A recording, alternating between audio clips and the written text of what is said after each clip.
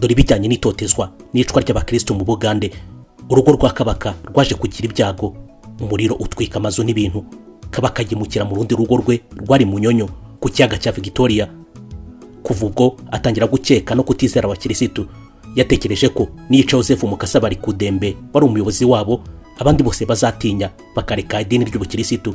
Nibwo amwishe mu Gushyingo mu 1885, ariko bibi by'ubusa kuko barushijeho kwiyongera. Abakristo bakomeje kwitegura no gukomera, bazikaho bukera nabo bashobora kwicwa. Mu ijoro ryo kwa 15 Gushyingo mu 1885, ubwo umwami Mwanga yicaga Joseph Mukasa bari kudembe wari ukuriye abandi bakirisitu, Karoli Rwanga, James Bazabariyawo na Bruno Serunkuma bagiye kwa Padiri Ruruderi bitaga Mapera, ari byo kuvuga mon père, ngo ababatize hato Mwanga atazavaho akabica batabatijwe. Nuko Padiri arababatiza kuko bari bamaze igihe bitegura. Mu ijoro ry'umunsi wakurikiyeho kwa 16 Gushyingo mu 1885, abandi bigishwa benshi bagiye kwa Padiri Ruruderi bamusaba ko nabababatiza kugira ngo ejo Mwanga atazabica batabatije. Nuko Padiri ararabategura. Nubwo bari batararangiza imyaka 4 yateganywaga, yabonye atabima batisimu kuko bafite ukwemera gukomeye. Nuko arababatiza. Abigishwa amazina menshi ya gikirisitu bari bazi. Padiri niwe wabahaga amazina babatizwa. Kubera ubwinshi bwabo, yafashe urutonde rw'amazina y'abatagatifu uko bakurikirana ukurikije urutonde rw'inyuguti za alfabe. Niyo mpamvu usanga mu gitabo cy'abatisimu cy'icyo gihe bakurikirana uko izo nyuguti zikurikirana. Nibwo Akilewo Kiwanuka, Adolphe Rudigo, Ambroise Kibuka, Anatole Kirigwajo, Atanazi Bazikuketa, Denis Sebugwawo na Gonzaga Gonza babatijwe. Noheli yo mu mwaka w'1885 bayizije bitegura gupfa. Bahabwa Ukaristiya nk'impamba bitegura gusanga Imana igihe cyari cyo cyose. Pasika igeze, hari impuha zivuga ko Kabaka ashobora kohereza ingabo ze kubafata bakabica.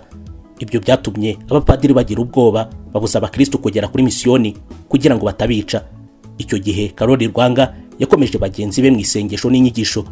Kubera ko bari bababajwe n'ukuntu batashoboye kumva misa ya Pasika, Karoli Rwanga yarababwiraga ati mwihangane, ubwo tutashoboye kumva misa ya Pasika tuzumva Ascension.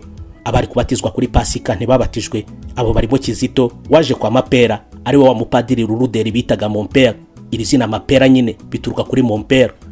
Aba rero barimo Kizito waje kwa Mapera amusaba kumubatiza, ariko Mapera akabona kiri umwana atazashobora kwihanganira ibitotezo gakomere kukwemera, aramwangira.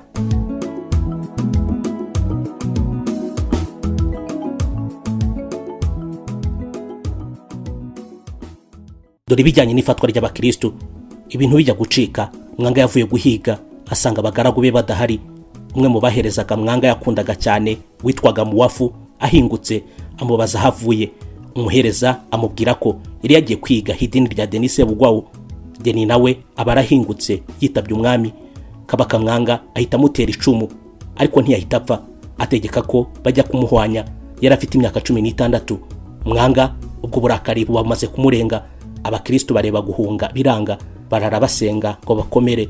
Bukeye Mwanga ahamagara abagaragu be bose, ahamagara abashinzwe guhana no gushyira mu bikorwa amabwiriza ya Kabaka.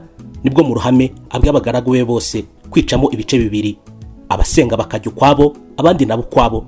Karoli Rwanga yafashe iya mbere, arahaguruka afata Kizito ukuboko ajyaho Kabaka abwiye abasenga kujya, n'abandi basenganaga nabo baramukurikira. Kizito niwe wari muto mu bakristo n'abigishwa. Hari n'abangirikani nabo bagiyemo. Abatari abakristo barumirwa kuko nta kindi ni urupfu bari bahisemo. Hari nabo batari bazi ko babaye abakirisitu. Abo ni nk'Mbaga Tuzinde, umwana w'umutware w'abashinzwe kwica abo umwami yatanze. Ise witwaga Mukajyanga aramubaza, aturajya he mwana we, wigeze uba umukristo? Va muri abo bantu. Mbaga aramusubiza ati umubyeyi wa mbere numvira n'Imana. Padiri Mapera amaze kumva uko ibintu bimeze ibwami, yaje gutakambira Kabaka, ariko Kabaka Mwanga yari yafashe icyemezo cyo kubatanga byarangiye.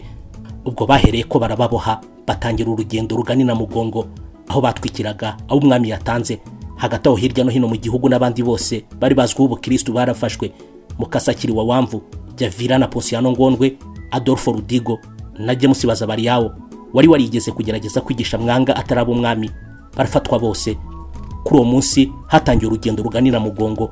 Bageze imbere gato, Ponsiano Ngondwe ati sinzi impamvu ngomba gukomeza kugenda, nababwiye ko ndi umukristo, niba mushaka na hano muhanyicire, sindenga hano. Nuko bamuca umutwe bamusigaho barakomeza bagana na Mugongo. Mu migenzo yabo iyo bageraga mu masangano y'inzira bashiciraga umuntu kugira ngo bakanga abagenzi n'abashungera. Nuko bageze na Kivubo aho bambukiranye inzira bahatsinda Atanazi Bazikuketa wari ufite imyaka 20 y'amavuko, nawe bamwishe bamuciye umutwe. Nuko bamusigaho barakomeje bageze ahitwa Rubawo ujya kugera na Mugongo. Gonzaga wari ufite imyaka 20 yari yananiwe, iminyururu yamuriye, amaguru ari nyamansa atagishobora kugenda. Babona hatari bugeri na Mugongo bamwiciraho. Andrea Kagwa yari umugaragu ukomeye Mwanga yakundaga ku buryo yari yaramwihoreye, ariko Katikiro ati ntabwo wakwica Abagande ngo usiguriye Munyoro, ari nawe wigishije Abagande none akaba bicishije. Nuko nawe aramutanga baramwica, yari afite imyaka 30. Andrea Kagwa ntabwo yari umugande, ahubwo yakomokaga mu gihugu cy'Ubunyoro, yazanywe bunyago mu Bugande. Matiya Murumba yari umutwaro ukomeye, yari yarabaye iciro ry'imigani mu bandi, kuko igihe abatizwa yasezereye abagore be asigarana hamwe basezerana gikirisitu. Bamufatiye hamwe na Rukabana Bakintu w'imyaka 35. Nuko barababoha ngo nabo bajye kubicira na Mugongo, ariko Matiya Murumba yishwe ageze ku musozi wa Kampala. Bamwishe urw'agashinyaguro kuko baramutemaguye bamuca ibitsi kugira ngo apfe buhoro buhoro. Nyuma y'ububabare bwinshi yapfuye hashize iminsi 3. Hari hasigaye umukristo umwe mukuru witwaga Nowa Mawagari w'Imitiyana wari mu kigero cy'imyaka 36. Bagenzi be bamutumyeho ngacike kuko byari bimeze nabi, ariko we yanga gutererana abandi, akomeza kwigisha no gukomeza abakristo bagenzi be bo mu karere ka Mitiyana no kuyobora umuhimbazo. Bamubwiye ko baje asezerera ikoraniro bajya kwihisha, ariko we agumaho. Baraza baramufata bamubohera ku giti bamutera icumu ngakomeza ava amaraso. Imbwa zize kumurya reba. Mu baganaga ina Mugongo hari hasigaye 13 b'Abagatolika n'abandi baporoso bari hamwe nabo, aho bari bafungiye bategereje urupfu. Basengaga hamanywa nijoro. Hagati aho abishi babo bakoranye inkwi zo kubatwikisha bagatuzinde wari ufite imyaka 18. Umwana mu Kajyangari yarareze bamukura mu bandi baramwinginga ngo ye gupfa. Abagore baramuririra, abakobwa bamukundaga baramwinginga ngo areke ubukristo yoye kwicwa, ariko aranangira. Ubwo abandi baramusabiraga kugira ngo adatsindwa akihakana Kristo. Mu Kajyanga abonye ananiranye yategetse ko babanza kumwica mbere yo kumutwika kugira ngo ataza kubabara cyane. Karori Rwanga wari umuyobozi mu Kajyanga yari yaravuze ko azamushyira ukwe akamwiyicira abanje kumubaza cyane bishoboka. Ina Mugongo aho bazirika yubatse ubu niho yiciwe, nawe atwikwa hari muzima, ariko abintwari cyane adataka ahubwo asenga. Hari ku munsi wa Ascension yo ku itariki ya 3 z'ukwezi kwa 6 mu 1886. Abari basigaye babaroshye mu muriro ugurumana baboshye barabatwika bose. Uko umuriro wagurumanaga niko barushagaho gusenga kugeza igihe bashiriye mu mwuka.